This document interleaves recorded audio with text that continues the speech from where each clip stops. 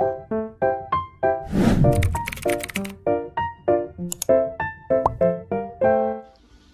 Welcome back to my YouTube channel, and for today's tutorial, ituturo ko sa inyo kung paano makita ang mga archive posts sa Facebook. But first, kindly subscribe to my channel and don't forget to hit the subscribe button and the bell to notify you for my new updates. And if you want to learn more, just keep on watching and let's start! So for today's video, gagamit tayo ng Facebook application. So i-open na natin.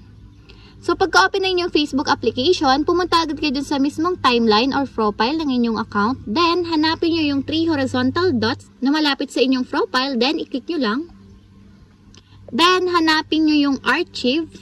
Tapos, i-click. Then, dito sa archive, lalabas yung mga archive posts ninyo sa Facebook.